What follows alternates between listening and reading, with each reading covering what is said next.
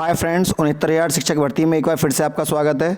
और common number पर काफ़ी सारी अपडेट निकल के आ रही हैं, जिसमें जो हमारा SCERT विभाग है, UGC से कई बार रिपोर्ट मांगी गई, वो रिपोर्ट सौंपी नहीं गई थी कोर्ट में, जो कि ऋषभ मिश्रा वाला केस आपको सभी को इससे अवगत होंगे आप पहले से ही। तो इसमें बार बार सरकार से ये कहा जा रहा है कि आप वहाँ पर जो सरकारी नुमाइंदे हैं उन्हें वहाँ पर कोर्ट में हाजिर करिए। अब क्योंकि कोर्ट में सरकार की तरफ से कोई जाता नहीं है, इसकी वजह से जो तारीख लगती है उस पर कोई प्रॉपर रिजल्ट निकल के नहीं आता। अब यहाँ पर जब सरकार वहाँ उपस्थित होगी तो वहाँ पर कुछ ना कुछ रिजल्ट निकल के आएगा। कुछ अभ्यर्थी ऐसे भी हैं जिनके जो बिल्कुल 65 के आसपास अटके हुए हैं, तो 65 में यदि किसी बच्चे के आसपास है और उसको पता लगी कि उसके 2 या 3 या 4 नंबर और बढ़ गए कॉमन नंबर, तो आप समझ जाइए कि वो लिस्ट के चयन सूची में अंदर आ जाएगा। दूसरा, सरकार जिनको नौकरी मिली है उनको तो हटा नहीं सकती। अब जिनके नंबर बढ़ते हैं उनको सीधा सीधा फ़ायदा होने वाला है यहाँ। तो कई बार ऐसी चीज़ों में देखा जाता है कि हाईकोर्ट के माध्यम से 75% यही चीज़ें निकल के आती हैं कि याचिका लाभ दे दिया जाता है ताकि अन्य अभ्यर्थी जो हैं जो उसमें ना हो वो उसमें ना टैग हों। अच्छा, अब ये भी चीज़ है कि कई बार सार्वजनिक तौर पर, क्योंकि पहले मामला सिंगल बेंच गया, फिर डबल बेंच गया, फिर सुप्रीम कोर्ट गया, फिर डबल बेंच में अब डबल बेंच में दोबारा केस चल रहा है, तो ये चीज़ें बार बार घूमती रहती हैं वहीं पे ही। अब सरकार जब तक हाजिर नहीं होगी तब तक वो चीज़ें उसमें नहीं निकल के आएंगी। अब बात करते हैं अपने 22,000 सीटों के मुकदमे को लेकर।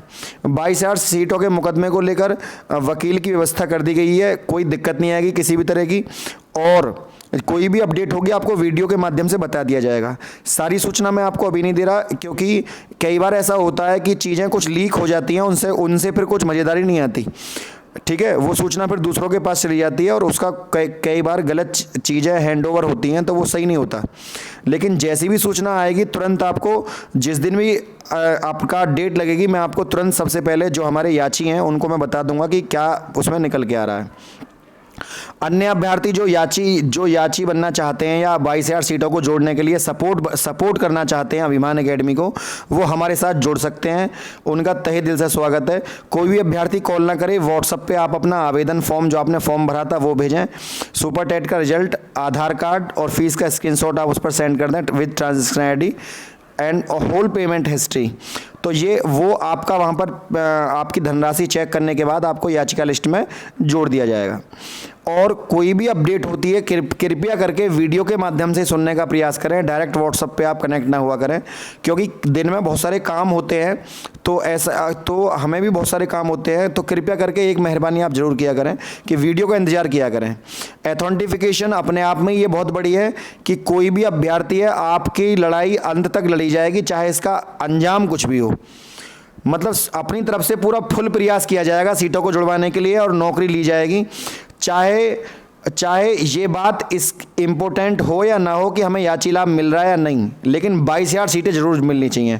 और अगर 22,000 सीटें नहीं जुड़ती हैं तो याची लाभ, 2 कामों में से एक काम तो होने चाहिए। पर पहला हमारी प्रमुखता यही है कि सर्वजन हिताय सर्वजन सुखाय, सभी को नौकरी यहाँ पर मिलनी चाहिए, सारी सीटें जुड़नी चाहिए। हम केवल याची लाभ लेने के लिए नहीं लड़ रहे, लेकिन फिर भी कोई अभ्यर्थी याची बनना चाहे तो उसका जो है तहे दिल से स्वागत है।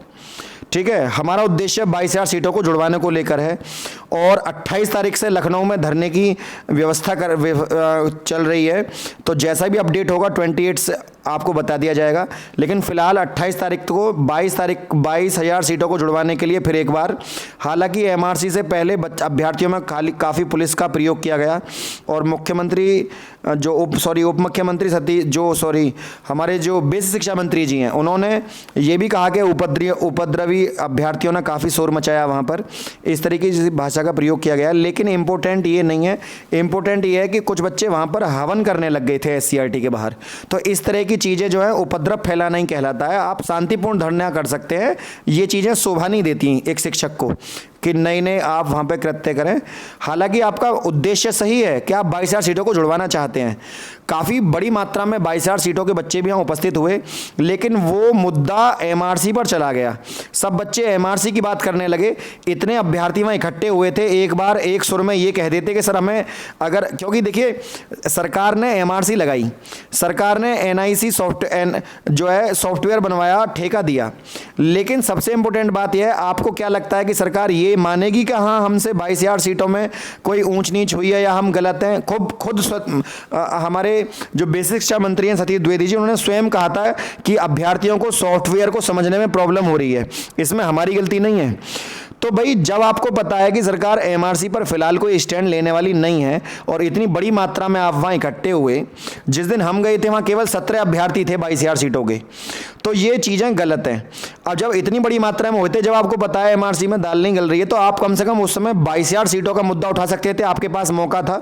जब आप 22,000 सीटों के लिए मुद्दे को उठाते तो इतनी बड़ी मात्रा में, इतनी बड़ी भीड़ जब एक सुर में 22,000, क्योंकि वो मुद्दा जेन्युइन है।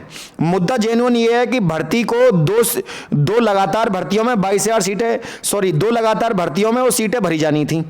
तो जब जो कॉन्जिक्यूटिव वैकेंसीज थी, लगातार भर्ती वो पूरी होनी थी, सरकार ने वो भर्ती करी नहीं। सरकार उन वैकेंसीज को आगे कैरी फॉरवर्ड कर रही है। तो ये हमारा अधिकार है कि हम कहें कि ये दोनों इन दोनों भर्तियों में वो पद भरे जाएं। ये हमारा अधिकार है, राइट है हमारा। तो आप मुद्दे की बात करते तो हो सकता है सरकार आपकी बात को सुनती।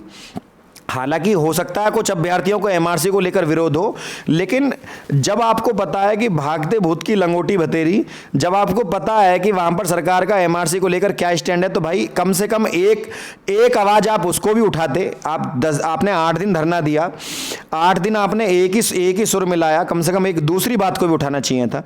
क्योंकि ऐसी स्थिति में भी सबसे ज्यादा लाभ उन्हीं अभ्यर्थियों को होता, चाहे एससी ओबीसी के अभ्यर्थी को सबसे ज्यादा लाभ होता। क्योंकि जनरल के बच्चे, जो युवा अनरिजर्व कैटेगरी के जो बच्चे हैं, वो बहुत कम बच्चे हैं उसमें, जनरल वाले बच्चे। क्योंकि 36,000 पास थे, लगभग 16-17 का नंबर आ गया, 16-17 बच्चे हैं। बाकी अब जो लिस्ट आई थी उसमें कुछ बच्चे लग गए, बाकी 22,000 सीटें जुड़ेंगी उसमें लग जाएंगे। तो बाकी कौन बच्चे है? सबसे ज़्यादा अभ्यर्थी आपका ओबीसी का पास है, सारे बच्चे वही लगते, लेकिन आपको वहाँ आवाज़ उठानी चाहिए थी। चलिए, कई बार चूक हो जाती है इंसानों से, कोई बात नहीं, लेकिन आगे कभी भविष्य में ऐसा मौका पड़े तो चूकिए मत, क्योंकि 22,000 सीटों को जोड़ने का मौका बार बार नहीं आएगा। बहुत सारे लोगों की उम्मीदें और आशाएं हैं, उन पर खरा उतरने के लिए संघर्ष तो करना पड़ता ही है, लेकिन मेहनत को आगे रंग लाई, ऐसे मेहनत किया करिए। ऐसे काम ना करिए कि आपने काम किया और उसका कोई रिजल्ट भी निकल के नहीं आया। कम से कम भर्ती का रिजल्ट जरूर निकल के आना चाहिए।